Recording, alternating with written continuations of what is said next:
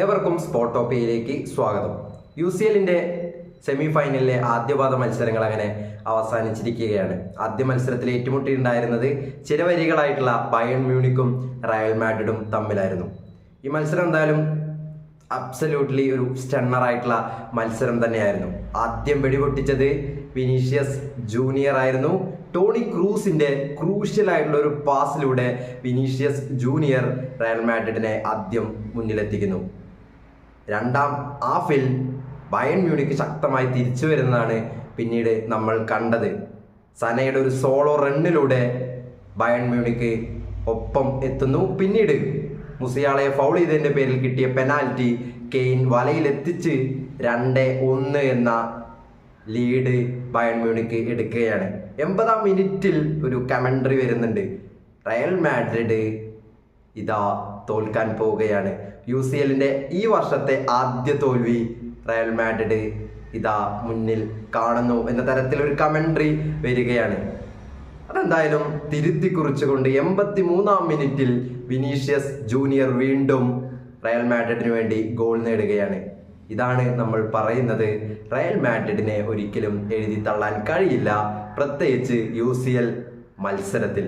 അങ്ങനെ 2-2 ഒരു ആവേശ സമനില ഈ മത്സരത്തിൽ നമ്മൾ കാണുകയാണ്. ഈ മത്സരം നടന്നിട്ടുണ്ടായിരുന്നത് ബയൺ മ്യൂണിക്കിന്റെ സ്റ്റേഡിയത്തിലാണ്. അടുത്ത മത്സരം നടക്കാനിരിക്കുന്നത് സാന്റിയാഗോ ബെർണബ്യൂവിലാണ്.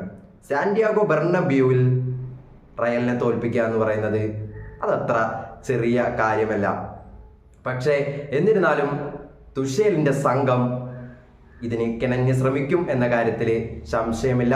കാരണം കെയ്ന് ഒരു ട്രോഫിലെസ് ആയിട്ടാണ് മുന്നേറുന്നത്. അതുപോലെ തന്നെ തുഷേലിനെ സംബന്ധിച്ചിടത്തോളം ഒരു മാനേജിങ് കരിയറിൽ വലിയൊരു ബ്രേക്ക് ഉണ്ടാക്കാൻ കഴിയുന്ന ഒരു തീരുമാനമായിരിക്കും ഈ സെമി ഫൈനൽ എന്നുള്ളത്. കാരണം ഫൈനലിൽ എത്താൻ തുഷേൽ എന്തായാലും കെനന് പരിശ്രമിക്കുമെന്ന കാര്യത്തിൽ നമുക്ക് സംശയമില്ല. എന്തായാലും സ്പോട്ടോപ്പിയുടെ ഒരു പ്രഡിക്ഷൻ എന്ന് പറയുന്നത് റയൽ മാഡ്രിഡ് വിജയിക്കുമെന്നുള്ളതാണ്. കാരണം സാന്റിയാഗോ ബെർണബ്യൂവില് റയലിനെ തോൽപ്പിക്കുക എന്ന് പറയുന്നത് ചെറിയ കാര്യമല്ല.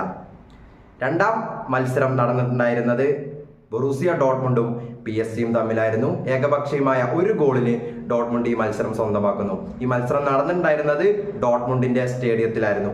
ഫുൾക്കർഗിന്റെ ഗോളിലൂടെയാണ് ഈ മത്സരം ഡോട്ട്മുണ്ട് സ്വന്തമാക്കുന്നത്. ഈ മത്സരത്തിൽ ഏറ്റവും എടുത്തു പറയേണ്ട പ്രകടനം എന്ന് പറയുന്നത് സാൻജോന്റെ പ്രകടനമാണ്.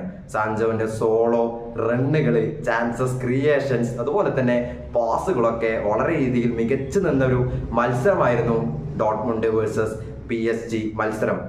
അതുപോലെ തന്നെ എംബാപ്പെ സൈലന്റ് ആയ മത്സരം, ഡെംബലെ സൈലന്റ് ആയ മത്സരം. അബ്സല്യൂട്ട്ലി ഇതൊരു സ്റ്റണ്ണർ ആയിട്ടുള്ള ഒരു മത്സരം തന്നെയായിരുന്നു. എന്തായാലും രണ്ടാമത് മത്സരം നടക്കാനിരിക്കുന്നത് PSG ഗ്രൗണ്ടിലാണ്.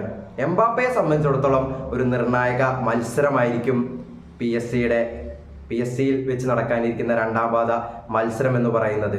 കാരണം യൂറോ ഇതാ വരാനിരിക്കുന്നു. PSG-യോടൊപ്പം ഒരു ഫൈനലിൽ പ്രവേശിച്ചാൽ ഒരു ബാലൺ ഡിയോർ നേടാൻ എംബാപ്പയ്ക്ക് സാധിക്കും.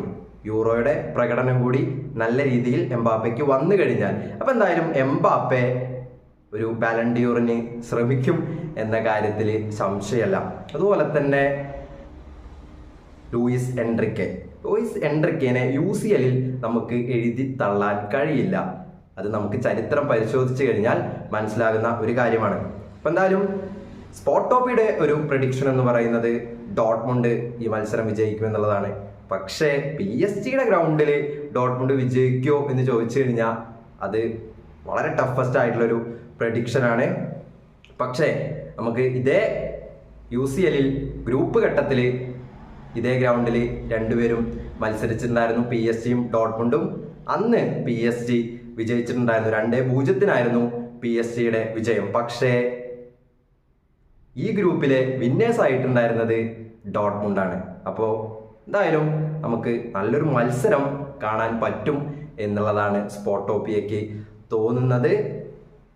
ഈ വർഷത്തെ ചാമ്പ്യൻസ് ലീഗിന്റെ ഫൈനൽ സ്പോട്ടോപ്പിയുടെ prediction Real Madrid versus Borussia Dortmund ആയിരിക്കും. എന്താണ് നിങ്ങളുടെ അഭിപ്രായം?